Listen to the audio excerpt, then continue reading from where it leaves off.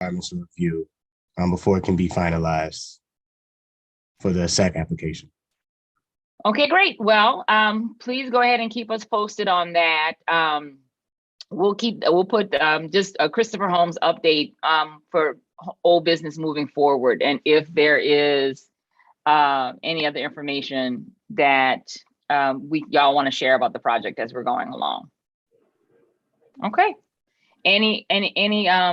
So that's it on that item, I believe. So we can move right into the programs dashboard. So the programs dashboard for October, there was minimal activity.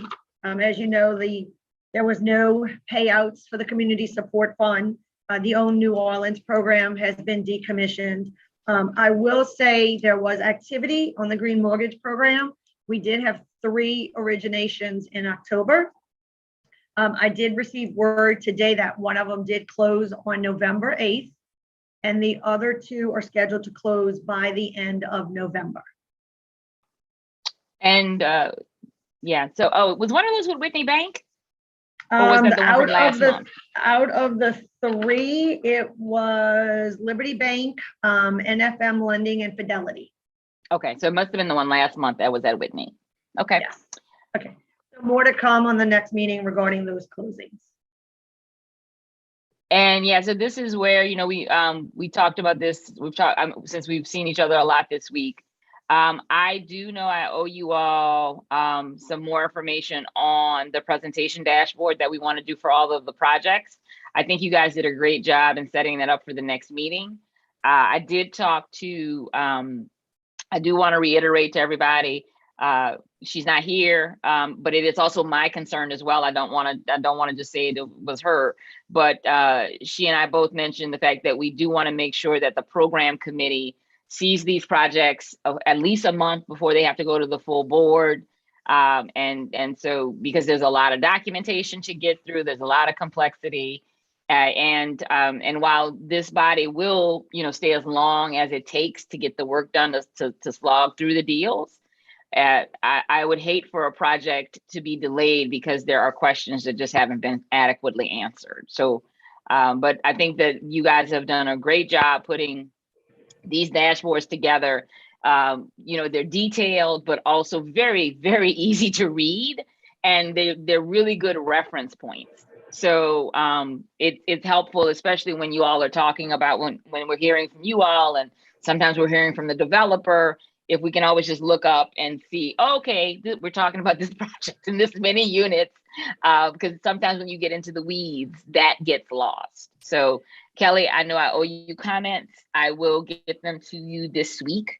And when we get to the pipelines report, which we're about to get into next week, if you want to go ahead and just jump onto that. Do we have anything that we are going to see before the end of the year? Or did we exhaust ourselves in October? Just real quick to back up to your comment. Yes, and I'm also working with the team on that summary report. I'm happy to hear that everyone liked that. My goal for next year is to take programs committee in a totally different direction, focusing more on improved communication and the actual development properties. The original intent of that form was to be used as an approval document. That way, when you see it, you know there's an action required. However, with the feedback gathered from everyone that they really like the form for an informational tool, I'm working on with the team how we can use that form for multiple purposes, because we want to utilize that form across multiple committees also, since the feedback was that it was a great tool. So I will get with you on your feedback, and I am working with the team so that those can be produced for all actives, so that we can start going through them on a regular basis to this committee. Fantastic. Thank you for that. Thank you guys. So that is the goal. Great. In regards to the developer pipeline, really no change within that pipeline except for the 4 that are anticipated to close by end of the year. So that we've already approved. Yeah, yes. That we've already approved. So yeah, just making sure that look, I'm looking at the dates here. I'm not following along on the Zoom screen because it's way too small. I pulled it up on my own computer, and it looks like the first one that's gonna close was slated to close today. Did we get one to close today? So the 4 that we pending closing are Christopher Park, H3C, Grove, and the Reveal. And I'll turn it over to Derek to give you specifics on the timeline and dates as to how close we are to those closings, but Okay. they all should occur by end of the year. So Derek, can you provide her with more information? Yes. I wasn't So- aware of any closing today, but Derek would know. So for the purpose of the pipeline, we did put projected closing dates just so we had an estimate of the timing or timeline for the closings. We weren't notified of any closings for our developer programs just yet for any of those projects. I know that we have Deetra on the line, and she may be. I know we Yeah, did so- at one point. So The date on this is updated 10/31/2021. So I just would suggest before the board meeting that this is updated, because it says, that the Grove property was, the projected closing date is 11/10. The Reveal property is 11/12, and that's got to be happening soon because they are going to be opening soon. So I imagine that one's gonna, it may be pushed a couple of days, it may be, or things like that. That's always a fun time when it deals about to close. And then Christopher is slated to close Thanksgiving week. Is that what that is? No, it's the week before. So yeah, so no, just if you guys can just double check the dates, because we are using this document. I know I am, and I know a couple of the other board members are definitely using these documents to help us keep track of where you are with these projects. And again, as a good reference point, like I said, the text is really small because there's so much information that we asked you to include.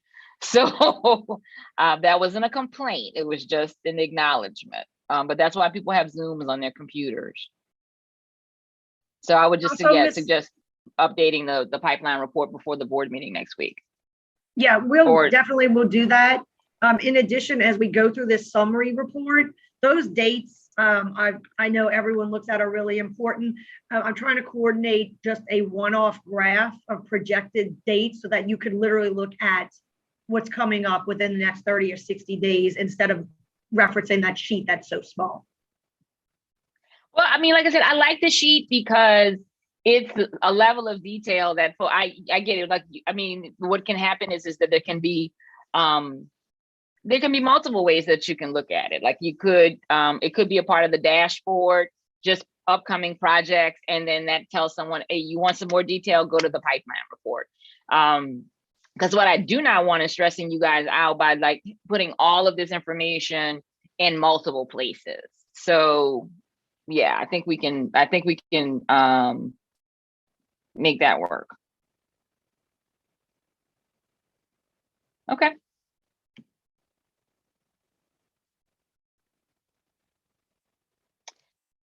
So looking at the agenda, I believe these were the only 2 items that we had today for the agenda. So do we have any public comment, Elizabeth? No public comments at this time. Okay, well, we do not have a quorum, so we cannot vote on, we're going to defer the items, the voting items, the approval of last month's minutes. And but we did want to have this meeting, get these updates and share that for the public. And we don't have any public comments, so I am going to call for this meeting to be adjourned. And I think that's it. All right, well, meeting adjourned. So thank you all so much. All right. Have All a right, good one. guys. Thank you. Bye-bye. Thank you. Good afternoon. Bye-bye. Thank you.